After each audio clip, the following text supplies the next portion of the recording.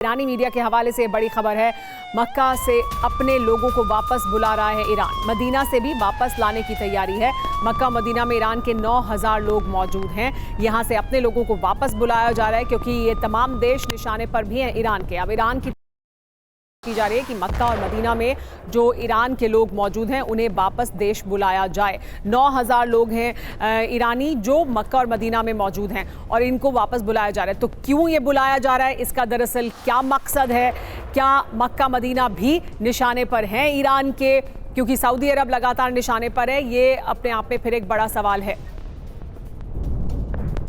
अब लेबनान को लेकर इजरायल का बड़ा ऐलान। लेबनान में कई जगहों पर कब्जे का ऐलान किया गया है। इजरायल लेबनान में ग्राउंड ऑपरेशन करेगा। नेतन्याहू ने ग्राउंड ऑपरेशन की मंजूरी दे दी है। हालांकि लेबनान में ही सिक्योरिटी जोन इजरायल बनाएगा। एक और बड़ी खबर हिजबुल्लाह से जुड़ी हुई। हिजबुल्लाह का सैन्य अधिकारी मारा गया है। हिजबुल्लाह का चीफ ऑफ स्टाफ ढेर कर दिया गया है। बेरूत में हुए हमले में मारा गया है ये सैन्य अधिकारी रजा खजाली की मौत हुई है। ये जानकारी मिल रही है क्योंकि इजराइल ने हिजबुल्लाह पर जो हमले हैं वो तेज कर दिए हैं। बेरूत में बड़ा हमला किया गया है और बेरूत में लगातार हमले किए जा रहे हैं इजरायली डिफेंस फोर्स द्वारा। यहाँ पर एक बड़ा नुकसान हुआ है हिजबुल्लाह को। हिजबुल्लाह के सैन्य अधिकारी की मौत हुई है। रजा खजाली के बारे में बताया जा रहा है कि इस हमले में जो बेरूत में किया गया इजरायली डिफेंस फोर्स द्वारा उसमें उनकी मौत हो गई है।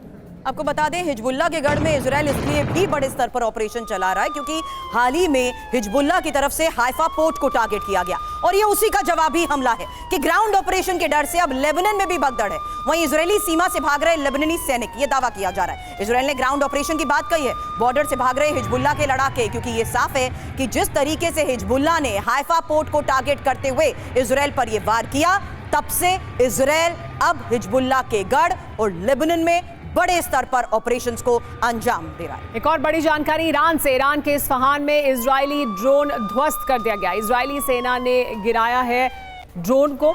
इस्फहान इलाके में गिराया गया ड्रोन। इस्फहान में इजरायली ड्रोन को मार गिराया गया है। इजरायल ने ड्रोन दागा था इस्फहान पर हमला करने के लिए और उस ड्रोन को मार गिराया गया, ये बताया जा रहा है। ईरान में इस्फहान में यह हमला किया गया। ईरानी मीडिया के हवाले से खबर आ रही है कि इस्फहान में इजरायली ड्रोन को ध्वस्त किया गया है। इस्फहान पर यह ड्रोन दागा गया था इजरायल द्वारा। तो ईरान और इजरायल एक दूसरे पर लगातार ड्रोन का भी इस्तेमाल कर रहे हैं और मिसाइल का भी इस्तेमाल कर रहे हैं। वहीं इजरायल हर फ्रंट पर लगातार अपने युद्ध को आगे बढ़ा रहा है ताकि वो शक्तियां जो ईरान को समर्थन दे सकती हैं उनको भी खत्म किया जाए। और बड़ी खबर, इस हमले के बाद दूतावास में आग लग गई। आसमान में उठता हुआ धुएं का गुबार दिखाई दिया। किसी के हालांकि हताहत होने की खबर नहीं है, लेकिन मध्य पूर्व में तनाव बढ़ने की इसकी वजह से आशंका है। किस तरह से देखिए ये हमला किया गया है, इसकी वजह से आग की लपटें आसमान में ऊपर तक उठती दिखाई दी, धुएं का गुबार दिखाई दिया है। हालांकि किसी के हताहत होने की खबर नहीं है, लेकिन इसकी वजह से मध्य पूर्व में तनाव और ज़्यादा बढ़ेगा, इसकी आशंका जाहिर की जा रही है। क्या है ईरान का प्लान, ये एक बड़ा सवाल, क्योंकि ईरान कैसे हर दिन खाड़ी के अलग अलग देशों को टारगेट कर रहा है। जल्द एक इंफॉर्मेशन रखते हैं आपके सामने। युद्ध का चौथा दिन है जहां ईरान का युद्धक ब्लूप्रिंट समझिए। पहला दिन यूएई टारगेट पर, दूसरा दिन बहरीन, तीसरा दिन कुवैत और चौथा दिन आज सऊदी अरब। क्योंकि लगातार हो रहे हमलों के बीच ये एक सबसे बड़ा सवाल है कि किस तरीके से और कहां पर ईरानी हमले हुए हैं। सुमेरा। जाकिर हुसैन जी भी हमारे साथ बने हुए हैं, उनका भी रुख करेंगे, लेकिन उससे पहले आपको बता दें कि कहां ईरानी हमला हुआ है। सऊदी अरब में अमेरिकी दूतावास पर हमला हुआ है। यूएई में अमेरिकी एयरबेस पर हमला हुआ है।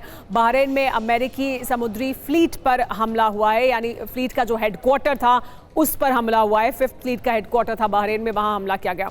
जाकिर हुसैन साहब हमारे साथ लगातार बने हुए, उनसे बात करते हैं। जाकिर हुसैन साहब, आपको अब हमारी आवाज़ आ रही है अगर, तो मैं आपसे सवाल करूँ?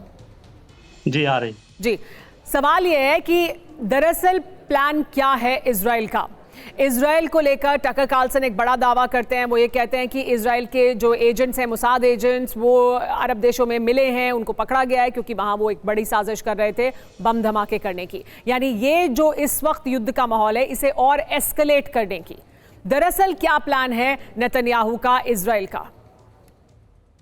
देखिए यह है कि टकरसन की बातें कितनी गलत हुई है, इस पे हमको फोकस करना चाहिए, ना कि प्रोवोकेशन करते हैं।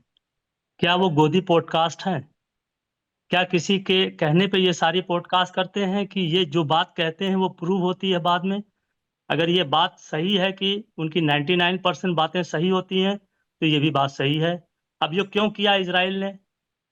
इजराइल ने नहीं, लेकिन जाकिर साहब क्या जानकारी है, क्या मोसाद एजेंट्स गिरफ्तार हुए हैं, क्या ऐसी कोई जानकारी है? आप बता रहे हैं, आप सुन रहे हैं टकरसन का, हमने भी सुना। सर आप मिडिल ईस्ट एक्सपर्ट हैं, मैं तो आपसे जानना चाहती हूँ कि क्या ऐसी कोई चर्चा है मिडिल ईस्ट में, क्या ऐसी कोई चर्चा है वहां कि मोसाद एजेंट्स गिरफ्तार हुए हैं? जी, अभी ये भी हुआ है कि रास तनूरा जो सऊदी अरब की रिफाइनरी में मारा, तो ईरान ने इनकार किया कि हमने नहीं मारा है। ओके, हाँ तो ये चीजें हो रही है। अब हो क्यों रहा है उसको समझिए। जी। पहली बात तो ये मैं बताना चाहता हूं कि ईरान ने जो मारा है तो कंट्रीज पे नहीं अटैक किया है। उसने पहले ही कह दिया था कि जो भी कंट्रीज बेच देंगी या उसके स्टाफ को पनाह देंगी उस पे हम हिट करेंगे, और ये सारी कंट्री चाहे बहरीन हो चाहे कतर हो, यहीं से सारे जहाज उड़े थे, जी, तो उसको हिट किया है तो ठीक किया है। और यहाँ पे यूएई में क्यों किया? क्योंकि उनका जो पोर्ट जाकिर साहब देखिए, वो तो ईरान कह रहा है, वो हम बता रहे हैं। हम आपसे समझना चाहते हैं इजराइल का प्लान और इजराइल का रुख क्या है इन मिडिल ईस्ट के देशों को लेकर। वही चीज मैं आ रहा हूँ। आप भी इजराइल की उसमें फंसी हुई है कि कंट्री पर अटैक कर रहा है। कंट्री पर अटैक नहीं कर रहा है, वो यूएस के टारगेट्स कर रहा है। एक तो ये बात हुई। ठीक है। अब अगर इसको क्या करना है कि कैसे जो है सद्दाम हुसैन की तरह जो 1990 में कोलिशन बनाया था अरब कंट्रीज को मिला के, वही प्लानिंग फिर चल रही है कि अरब कंट्रीज में ब्लास्ट करो, उनको परेशान करो, भय की नीति राजनीति फैलाओ, ईरान को जो है एक शैतान डिक्लेयर करो, सब मेरे अंडर में आ जाओ और फिर हम जो है मिलके ऑपरेशन करेंगे, तुम्हारी जमीन इस्तेमाल नहीं, लेकिन उसके लिए ये करने की क्या जरूरत है राजीव नयन जी? क्या बाकी तमाम देश जो अभी भी हैं गल्फ के देश, वो पहले ईरान के खिलाफ हैं? उन्हें तो ईरान चाहिए ही नहीं पहले भी, उन्हें ताकतवर ईरान नहीं चाहिए, तो उनको ऑन बोर्ड लाने के लिए ये ब्लास्ट कराने की जरूरत तो नहीं है? नहीं, बिल्कुल। देखिए, ईरान के साथ उनका बड़ा ही फिर से मैं कहूँगा कि बड़ा ही एक जटिल सा संबंध है। उनके साथ एक अरब जो सिया सुन्नी वाली भी बात हो जाती है, कभी कभी एक संघर्ष भी अंदर है, लेकिन साथ साथ सौहार्द भी होता है और साथ साथ वो मिलकर काम करना भी चाहते हैं। लेकिन जो पिछले कुछ वर्षों से, कुछ दशकों से कहें कि एक थोड़ा सा तनाव वहाँ पर बना हुआ है, लेकिन इस तनाव को एक दूरी बनाने के लिए एक अरब राष्ट्र के भी और ईरान के बीच में ऐसी कोशिश की जा सकती, की गई है कि नहीं, इस पर जैसे अभी सब कोई मान रहे हैं कि इस पर बहुत ठीक से इसको बहुत ही कोई सब्सटेंशियल कुछ सवाल हो सकते हैं टकर कार्लसन की विश्वसनीयता पर लेकर, क्योंकि उन्होंने इसको लेकर बताया भी नहीं है, उन्होंने कोई सोर्स भी कोट नहीं किया है कि वो दरअसल किस आधार पर ये बात कह रहे हैं। वो ये कह रहे हैं, लेकिन कहां से कह रहे हैं ये नहीं साफ कर रहे हैं।